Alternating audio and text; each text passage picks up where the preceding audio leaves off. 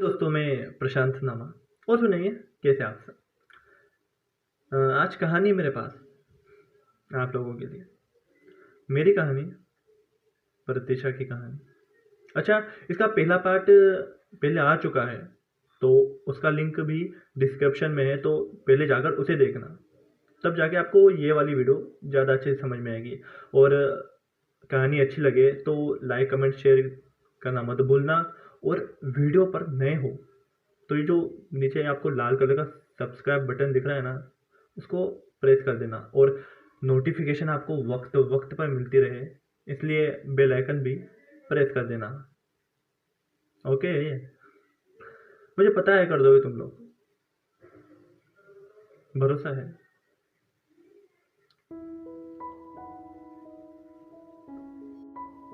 फिर एक मुलाकात प्रतीक्षा से। उस ट्रेन वाले हादसे के कुछ 3 हफ्ते बाद मेरे फेसबुक अकाउंट पर एक फ्रेंड रिक्वेस्ट आई। मैंने जैसे ही नाम पढ़ा, पढ़ते चेहरे पर एक बड़ी सी स्माइल आ गई। नाम था प्रतीक्षा। मैंने जैसे ही मैसेंजर का रिक्वेस्ट बॉक्स खोला, खोलते ही सबसे पहले उसका मैसेज था। लिखा था, हेलो, पहचाना। इस बार चेहरे की स्माइल थोड़ी सी और बढ़ गई और आंखों में हल्की सी नमी भी आ गई। मैंने लिखा, भूला कौन था। और उधर से फटाफट से रिप्लाई आया कि कहाँ चले गए थे तुम। और उसके बाद मैसेजों की जो बारिश हुई, मैं देखता ही रह गया। जैसे 3 हफ्तों की भड़ास वो आज एक दिन में निकाल दी थी। उसने लिखा, मैंने तुम्हें कितना ढूंढा है तुम्हें पता भी है। पूरे आधे 1 घंटे तक स्टेशन पर मैंने तुम्हारा इंतजार किया। मेरी निगाहें सिर्फ तुम्हें ढूंढ रही थी, और तुम तो जनाब दिख ही नहीं रहे थे। वही सब बातें बड़े गुस्से में कह रही थी। वो जैसे ही रुकी, मैंने लिखा, मैंने आवाज लगाई थी तुम्हें, पर तुम उस भीड़ में खो सी गई थी। कोई मुझे गलत साबित कर देता है तो मुझे बहुत गुस्सा आता है, पर उस दिन पहली बार खुद के गलत साबित होने पर मुझे बेहद खुशी हुई थी कि मैं गलत था। उसने वाकई में मेरी आवाज को सुना नहीं था। इतने में उसका एफबी पर वॉइस कॉल आया और मुझे मेरे ख्यालों से भी निकाल के ले आया। मैंने कॉल अटेंड करते ही बोला, मुझे लगा तुम चली गई होगी। और कुछ पल के खामोशी के बाद वो बोली, और तुम वहां से चले गए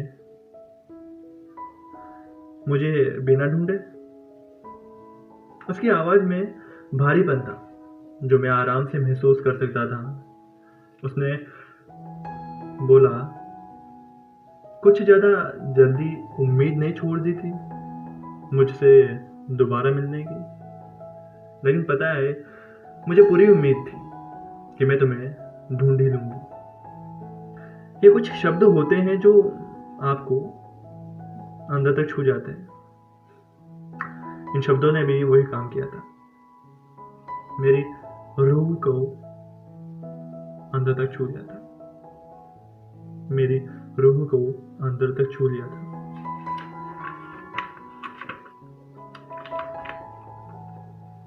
फिर उसने गुस्से में कहा, तुम्हें पता भी है मुझे 3 हफ्ते लग गए हैं तुम्हें ढूंढने में। पता नहीं कितने ही दिनों तक मैं रोज प्लेटफॉर्म पर उस वक्त जाकर तुम्हारे आने का इंतजार करती थी, और मेरी निगाहें बस उस भीड़ में तुम्हें ढूंढती थी, पर तुम तो दिखते ही नहीं थे। फिर मैंने तुम्हें फेसबुक पर ढूंढना शुरू किया, और तुमने मुझे अपना पूरा नाम क्यों नहीं बताया। थैंक्स टू गॉड जो तुम मेरे आसपास के एरिया से ही थे। मुझे पूरे 112 प्रशांत देखने के बाद तुम दिखे हो। उसने गुस्से से बोला, ओ हेलो, सुन भी रहे हो या मैं अकेले ही बस रही हूं। मैंने बोला, सुन रहा हूं बाबा। उस वक्त मेरी हालत में चाहकर भी बयान नहीं कर सकता था। होठ ऐसे मुस्कुरा रहे थे कि मेरे गाल दर्द करने लगे थे, और आंखों में इतनी नमी छा गई थी कि मोबाइल की जो स्क्रीन है ना, वो धुंधली दिख रही थी।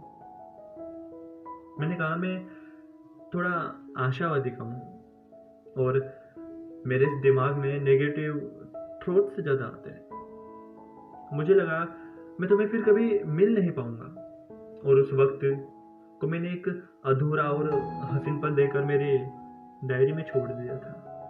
तुम थी तो सही पर मेरे जहन में।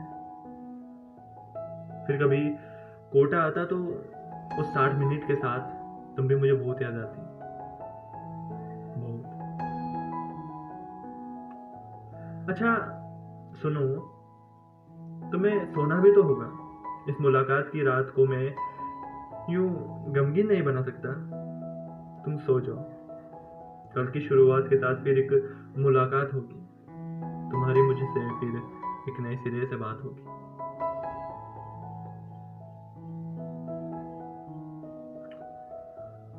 प्रतीक्षा।